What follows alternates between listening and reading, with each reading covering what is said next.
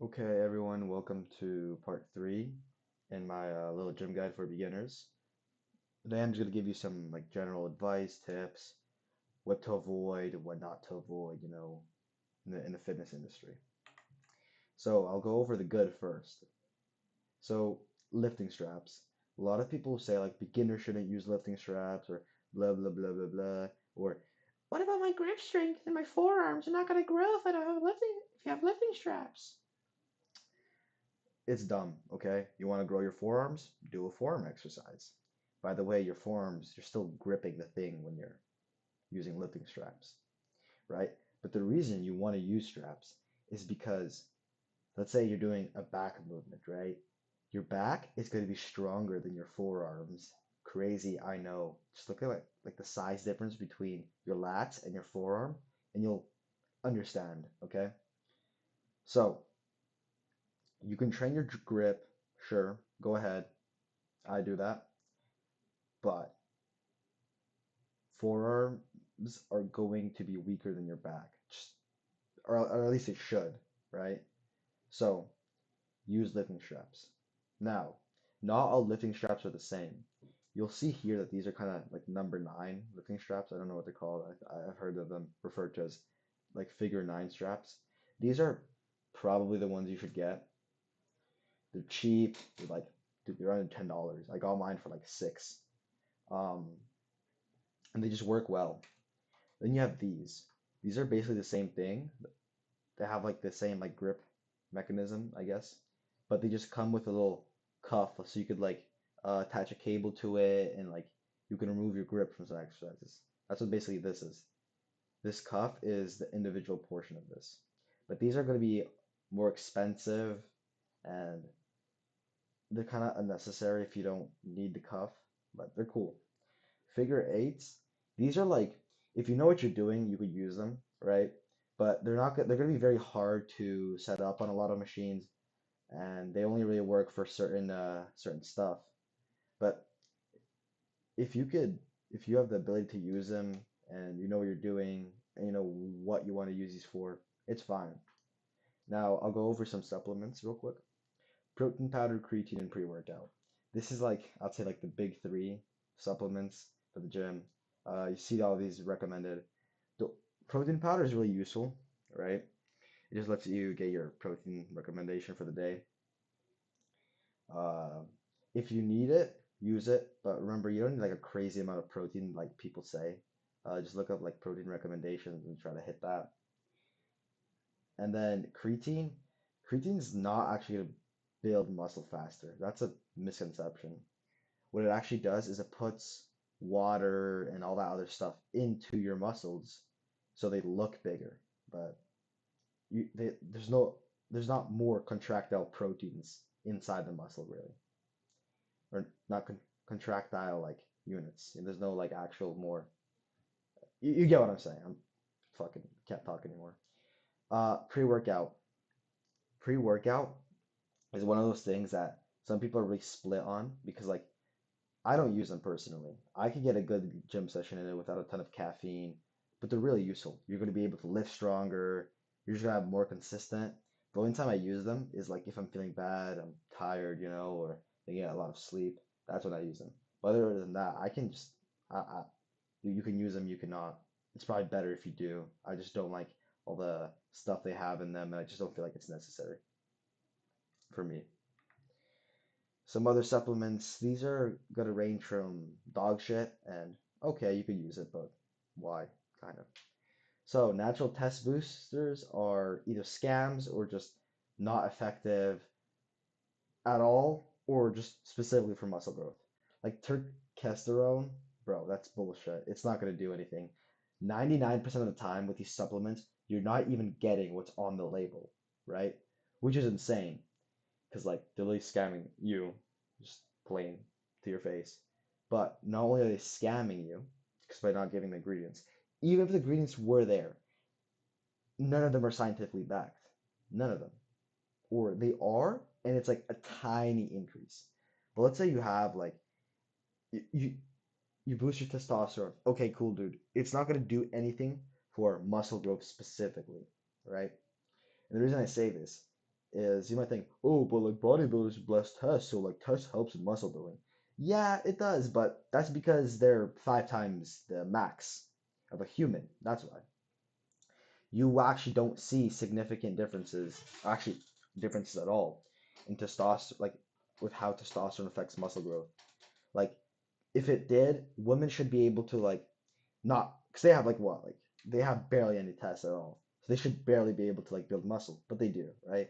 So at natural levels of testosterone, it's not going to do anything for you. That's assuming if it even works. So I know Greg Doucette likes to plug this one a lot. Progesterone, bullshit. Anything you see like natural test booster, bullshit. Okay, I'm just telling you right now. And even if it works, still crap. Um, dextrose is like basically like just sugar, and people use it for carbs. It's fine. It does what it says, right? It's not gonna give you some like crazy benefit. It's just it's like basically sugar. Um, but I just don't get why this would be necessary, right? Most of the time, you could just do it through diet. It's the same thing with these other two supplements. People like to use a multivitamin. Okay, yeah, you could do that, but or you could just have a good diet. Like, come on.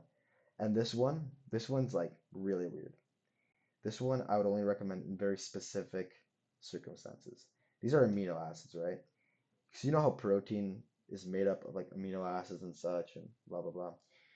These are basically these no these sell these specific amino acids that are most like probably the most important for muscle growth. If you're a vegan and you tend to get like a low leucine content, I've just heard that generally that vegans have very low leucine because it's not really found in plant products. It's only pretty much found in animal products. I could be wrong on this. You might like want to supplement with this, but in all other cases, you should be fine. Don't use it. And there's some other weird ones. I can't remember. There's so many supplements. General thing with supplements is if you can get it through diet, don't use it. And just do like your research. Not going to YouTube videos, but like look at like scientific studies and such. And also check if you're even getting what you're like advertised because a lot of the times you just have fake ingredients. Now I'm going to talk about some useful apps for like progress and such. So first thing, don't pay for shit. Don't. You could do it all for free. Okay, it's not gonna give you like, oh my God, I grew muscle 2 times faster, dude, because I pay for this fucking app. Dumb, bro. For workouts, I use this one for like a little bit called Tracked. Um, you can basically see all your exercises, how well you're progressing and such. I think Heavy, I don't know, Heavy, I guess, is another one. I've heard of it mentioned, I think. But I literally just use an Excel spreadsheet. You don't, and it's like, it's just good enough, right? I just need to log my, you could use a notebook, you use whatever, right, to track your workouts. And it's also not really necessary to track your workouts. I just like doing it because I'm like autistic like that. For calorie tracking, oh my God, there are 10,000 of these cloud AI vibe coded apps. Um, My Fitness Pal, that's a pretty old one. My Net Diary, Fat Secret, Chronometer, Lose It, all of those. Um, Make sure it's free. Like, don't pay a subscription service for these. It's dumb. Don't use any of the AI like features. Like AI scans your food and counts the calories for you. It's ass. Like I'm just gonna tell you, it's not good. Just track your calories normally, dude. That's about it for that. Now I'm gonna go over so many just random things that I just couldn't fit in nicely. Just some common myths, misconceptions, and scams. Um, High reps to turn the muscle, dude, or workout finishers like sculpt in the look. Uh, no, doesn't exist. Literally not a thing. Sorry, I don't know what to tell you. That's just wrong. Another thing, women's programs are dog shit. Oh my God, do not listen to female influencers. Okay, I know that sounds a little bad. That's just a general thing. Like I know, I think her name is Scientific Snitch. She's good, right? But so many female influencers just get BBLs and just like It's horrible. I know men's influencers do that as well, but I don't know. Women's specific programs are typically just like bullshit. Training differences between men and women are like very slight, and I mean very.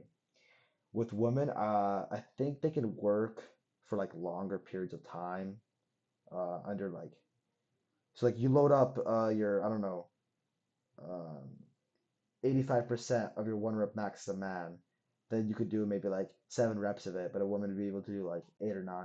It's like not a big difference, dude. It's same thing pretty much actually.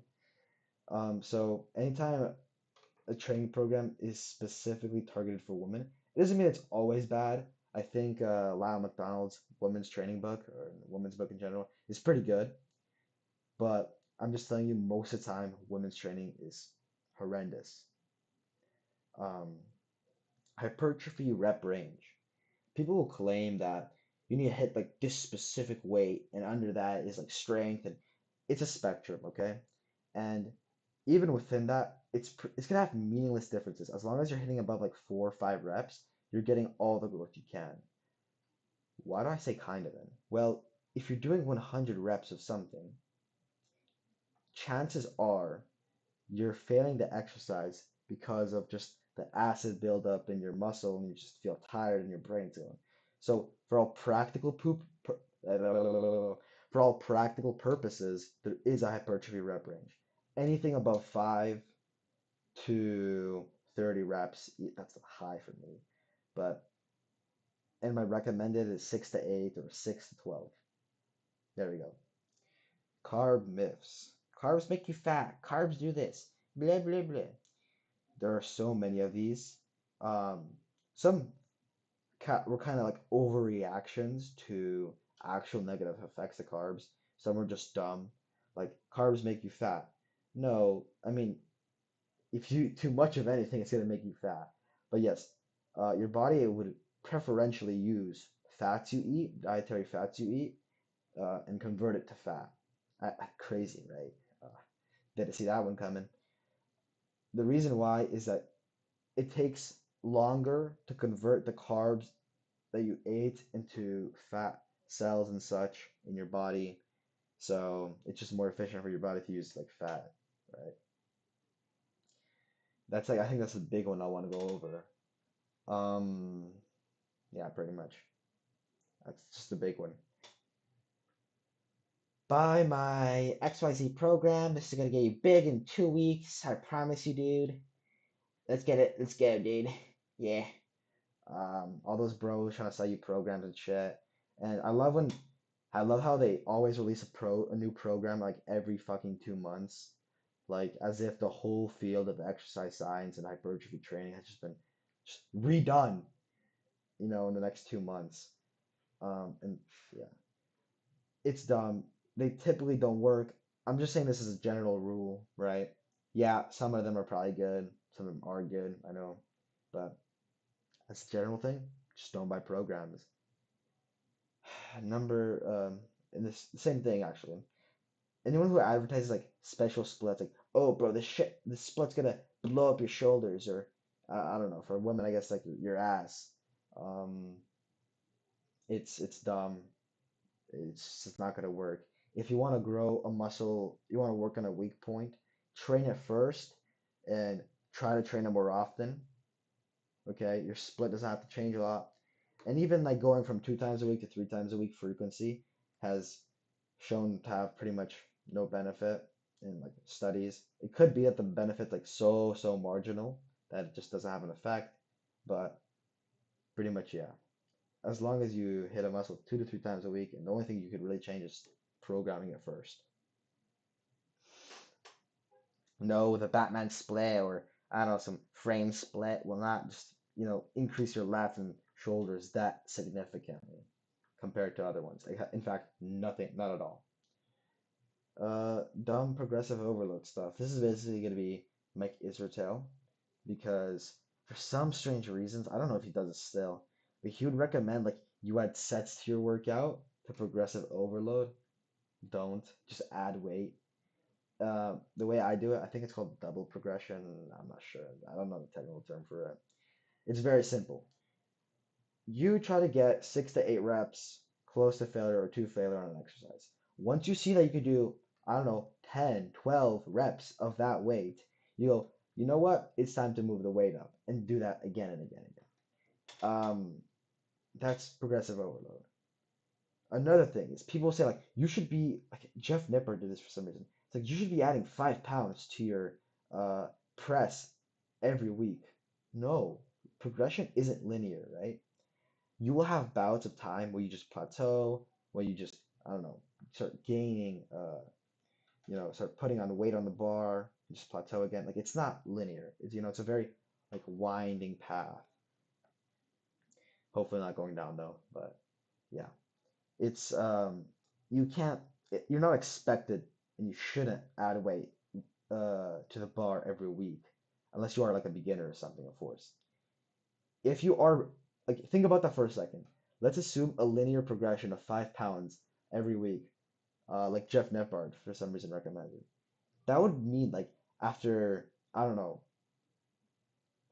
let's see, 5 weeks, let's say 5 pounds every week, 52 weeks or 50 weeks. So it'd be what? I don't want to do the math. An extra 250 pounds in a year, basically, on your shoulder press. I don't think that's realistic, right? So just anytime a program says you need a linear, like a just add weight to the bar every week, I usually just don't trust it because typically that means the guy doesn't know what he's doing. Then testosterone hacks. Oh my God, sprint for test, bro. Do this for test. Yo, train legs. It's shown to increase test. Oh my God. Um, this is so dumb, bro. Not only does it like barely, maybe even affect test levels, um, it's going to do it acutely. And once again, what I said before, test doesn't really matter if you're natural. It's going to do it acutely. What that means is, um, it's going to spike for like 2 hours and then it's not going to do anything after, right? You need your test to be elevated over like days for this stuff to actually even have a marginal effect, if even. And you need a pretty significant increase, not uh, like in plus 16 nanograms per deciliter on your test after training legs. That's just ridiculous, dude. Or like I've heard people say like sprinting. Dude, sprinting's not gonna do anything, okay, for your growth hormone and shit. It's gonna acutely raise it uh by a small margin in like for like an hour. It's not gonna do anything in the long term. Let's see. Can we think of more? Can we think of more? No, that's about it. Thank you all for watching.